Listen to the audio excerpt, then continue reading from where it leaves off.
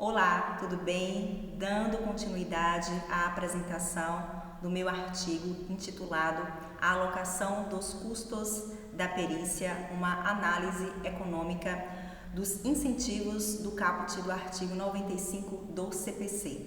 No primeiro vídeo eu apresentei aqui algumas indagações, tanto do ponto de vista estritamente jurídico, tanto do ponto de vista da lente econômica. Apresentei o problema, os objetivos geral, específicos, as contribuições e apresentei aqui também a forma como este estudo será aqui apresentado, certo? E no segundo vídeo eu apresentei aqui questões importantes relacionadas à produção da informação técnica, como a perícia, conhecimento especializado e as disputas metodológicas, que é algo aqui que deve ser muito bem considerado, as disputas metodológicas em torno da perícia, certo? E hoje, neste vídeo aqui, trataremos de algo muito importante que eu disse, inclusive foi no segundo vídeo, que este aqui seria, digamos assim, o recheio, deste, digamos assim, sanduíche, que trata aí da alocação dos custos da perícia. Então, trataremos aqui exatamente do caput do artigo 95 do CPC e da alocação dos custos da produção da informação técnica, tá? Então, como demonstrado no vídeo anterior, a produção da informação técnica no processo judicial pressupõe a mobilização de recursos escassos, tá? A atuação de especialistas, a realização de exames, vistorias, avaliações, a elaboração de pareceres técnicos e a própria confrontação entre interpretações metodológicas concorrentes constituem atividades que demandam tempo, demandam conhecimento e recursos financeiros, certo? E aí surge uma questão aqui que é inevitável: como o ordenamento jurídico distribui os custos necessários à produção dessa informação técnica, tá? Então, como o ordenamento jurídico distribui os custos necessários à produção dessa informação técnica? O nosso CPC responde a essa indagação por meio do artigo 95, segundo o qual cada parte adiantará a remuneração do assistente técnico que houver indicado, sendo a do perito adiantada pela parte que houver requerido a perícia ou rateada quando a perícia for determinada de ofício ou requerida por ambas as partes, certo? Sob aqui uma leitura tradicional, este dispositivo limita-se a identificar os responsáveis pelo desembolso inicial das despesas associadas à prova pericial, tá? Essa interpretação aqui, correta, mas ela revela apenas a dimensão mais visível, da norma. Na perspectiva econômica, proposta inclusive aqui pelo Posner, a atividade probatória pode ser compreendida como um processo de obtenção, produção e avaliação de informações destinado a reduzir a probabilidade de erros decisórios, mas que exige a mobilização de recursos escassos, tá? Nessa ótica aqui, o caput do artigo 95 deixa de ser percebido apenas como regra de custeio processual e passa a ser compreendido como mecanismo institucional de financiamento da atividade informacional desenvolvida no processo judicial, tá? Percebam que a relevância dessa mudança de enfoque é bem significativa, tá? Ao definir que deverá antecipar os recursos necessários à realização da perícia, o legislador não apenas distribui os encargos financeiros entre os litigantes, entre as partes, mas também estabelece a estrutura de incentivos dentro da qual decisões relacionadas à produção, à obtenção e ao uso da informação técnica serão tomadas, tá? Em outras palavras aqui, a norma disciplina não apenas quem paga pela perícia, mas também a arquitetura econômica que condiciona a sua realização, tá? A estrutura de financiamento estabelecida no caput distingue aqui duas categorias de agentes que participam da produção da informação técnica no processo judicial. Temos de um lado o perito judicial e do outro os assistentes técnicos, certo? Embora ambos contribuam para a formação do conhecimento especializado que subsidiará a decisão judicial, os mecanismos jurídicos que disciplinam sua remuneração são substancialmente distintos, revelando aqui arranjos, institucionais diversos para financiamento dessa atividade.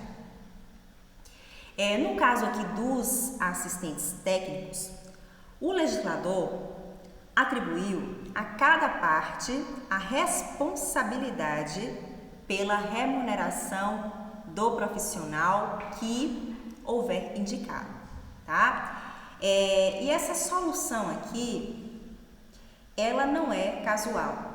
Conforme o processualista, o Teodoro Júnior, o assistente técnico atua como auxiliar da parte, desenvolvendo atividade destinada a acompanhar a perícia, formular críticas ao laudo e apresentar parecer técnico acerca das questões submetidas à análise especializada, certo? E em sentido semelhante, aqui o Didier, a Braga, o Oliveira destacam que a atuação, dos assistentes técnicos não se limita ao acompanhamento passivo, dos trabalhos periciais, tá? Os assistentes técnicos, eles têm uma atividade muito importante, abrangendo aí a formulação de quesitos, a fiscalização dos métodos empregados e também a elaboração de interpretações técnicas concorrentes. Olha a palavra, interpretações técnicas aqui, concorrentes, tá? Isso é muito importante saber, bom? E essa vinculação aqui entre assistente técnico e parte produz consequências econômicas relevantes. Diferentemente do perito, cuja escolha decorre aí de geralmente de nomeação realizado pelo magistrado, pelo juiz, é a seleção do assistente técnico. Veja, a seleção do assistente técnico resulta de decisão privada do litigante, tá? A parte interessada deve identificar profissionais disponíveis, avaliar qualificações, estimar custos, comparar experiências e decidir, no final, qual especialista contratar para auxiliá-la na produção e no controle da informação técnica, E a formação dessa relação envolve aqui, não sei se vocês conseguem perceber, envolve atividades típicas de mercado. A contratação do assistente técnico ocorre em ambiente marcado por assimetria informacional. Concorda? Antes da contratação, o litigante, a parte, normalmente não dispõe das mesmas informações que o profissional acerca da qualidade efetiva do serviço que será prestado, Circunstância aqui que dificulta e muito a avaliação prévia do especialista, tá? Como o conhecimento técnico especializado constitui um bem, tá? Cuja qualidade é de difícil verificação por indivíduos sem formação específica, a escolha do assistente técnico, tende a ser influenciada por indicadores indiretos como, vamos lá, a reputação profissional, experiência,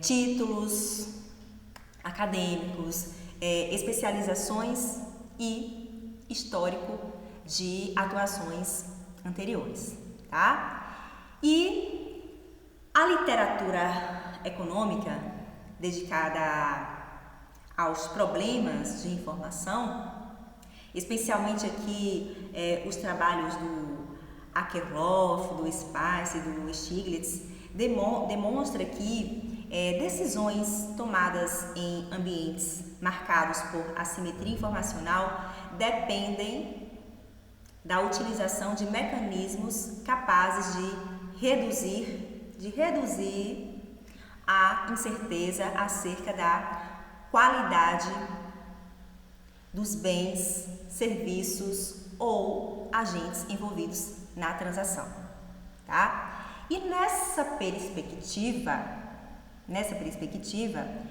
credenciais profissionais, produção intelectual, reconhecimento no mercado e experiência prática funcionam como mecanismos de sinalização capazes de fornecer informações sobre a qualidade do especialista e aqui reduzir a incerteza enfrentada pelos litigantes no momento de sua contratação, certo? Então, a decisão de contratar um assistente técnico deixa de representar simples escolha processual para assumir a forma de investimento privado em conhecimento especializado, tá? E o caput do artigo 95, aqui, ele não apenas identifica quem deverá pagar o assistente técnico, mas também transfere aos litigantes, às partes, a responsabilidade de decidir quanto investir na obtenção de conhecimento especializado. submetendo essa decisão aos custos de transação, às restrições orçamentárias e também às expectativas de retorno associado à utilização desse recurso informacional no processo judicial, tá? E aqui diversa e muito, né? Diversa é a situação jurídica do perito judicial. É diversa.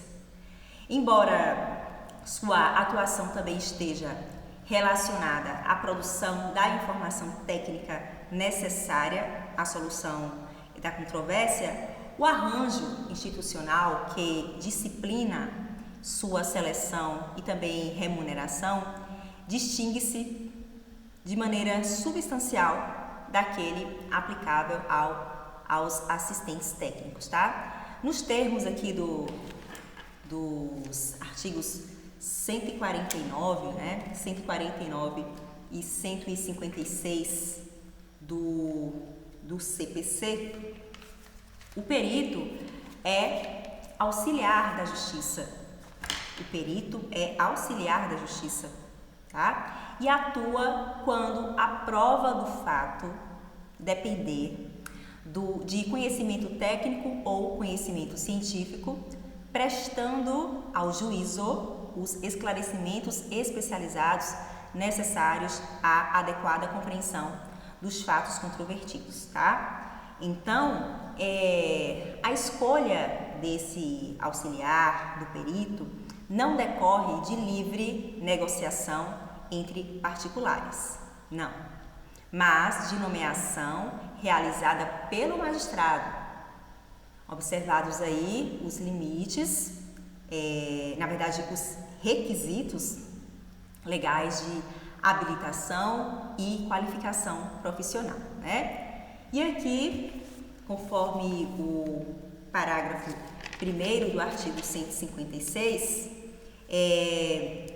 os peritos devem ser escolhidos entre profissionais legalmente habilitados ou órgãos técnicos e científicos devidamente cadastrados perante o tribunal competente, tá? A informação técnica produzida pelo perito, portanto, aqui não resulta de relação contratual privada estabelecida diretamente pelas partes, mas de atividade desempenhada no âmbito de uma estrutura institucional organizada pelo próprio Poder Judiciário, tá? E, minha gente, essa distinção aqui, essa distinção entre, né, a forma de contratação aí, possui importantes consequências econômicas, tá? Enquanto a contratação do assistente técnico é realizada em ambiente de mercado, marcado pela livre escolha do profissional e pela negociação, né, privada aí dos honorários, é possível isso, né? A atuação do perito judicial desenvolve-se em contexto institucional diverso, no qual a seleção do especialista decorre de procedimento regulado pelo Estado, tá? O financiamento da atividade permanece aqui privado, né? Uma vez que os honorários são suportados pelos litigantes, pelas partes, nos termos do caput do artigo 95 do CPC, mas a escolha do agente responsável pela produção da informação técnica é realizada por, digamos assim, por a autoridade pública, certo? Forma-se assim, né? Aqui é um arranjo de contratação aqui é híbrido. De um lado, aqui, a produção da informação técnica depende de recursos privados antecipados pelas partes. De outro, a definição do profissional responsável pela elaboração dessa informação não se submete integralmente às escolhas dos financiadores da atividade, tá? O modelo afasta-se tanto da lógica tradicional dos contratos privados, quanto do financiamento público integral da atividade pericial, ocupando aqui posição intermediária que revela a complexidade institucional da prova pericial no processo judicial, tá? Então, a compreensão do artigo aqui, né, objeto de nossa análise, exige sua inserção no contexto mais amplo do regime jurídico das despesas processuais. O dispositivo não constitui regra isolada, né, do sistema processual, mas manifestação específica de uma lógica distributiva mais ampla prevista pelo próprio Código, tá? Nesse sentido aqui, um outro artigo interessante, que é o artigo 82 do CPC, estabelece que, ressalvadas as disposições concernentes à gratuidade da justiça, incumbe às partes prover as despesas dos atos que realizarem ou requererem no processo, antecipando-lhes o pagamento desde o início até a sentença final, tá? Então, sob essa perspectiva, o regime de alocação dos custos da perícia representa desdobramento particular de um princípio mais geral de financiamento da atividade processual pelos próprios litigantes, tá?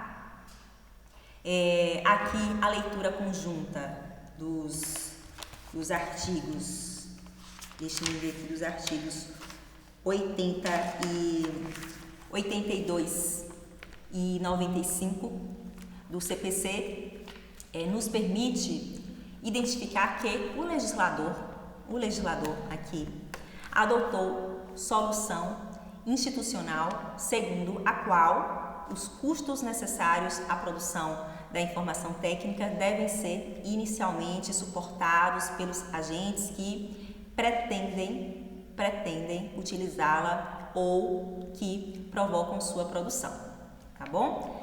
Então, assim, a antecipação dos honorários periciais não constitui mero detalhe procedimental. É um mero detalhe aqui. Não é isso, tá? Trata-se aqui de mecanismo destinado a viabilizar o financiamento da atividade pericial antes mesmo da produção da informação que será incorporada ao processo, tá bom?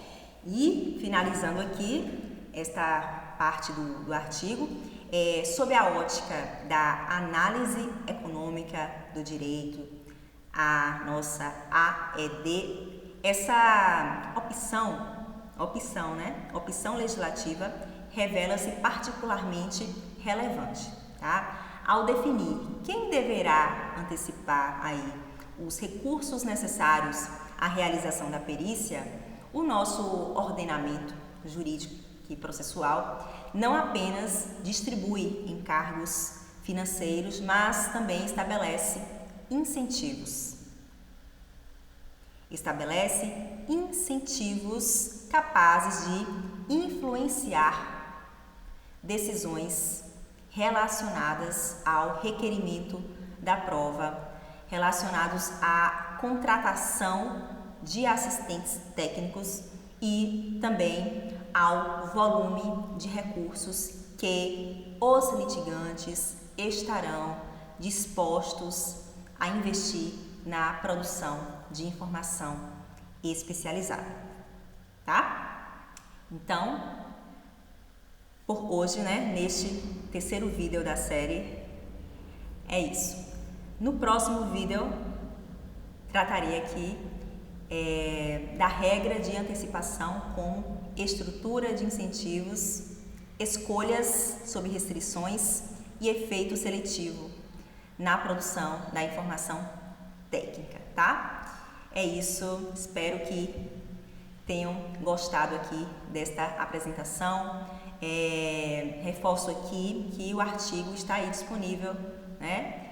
Basta aí colocar em algum site de busca aí no Google, por exemplo, o nome do artigo intitulado A Alocação dos Custos da Perícia, uma análise econômica dos incentivos do caput do artigo 95 do CPC.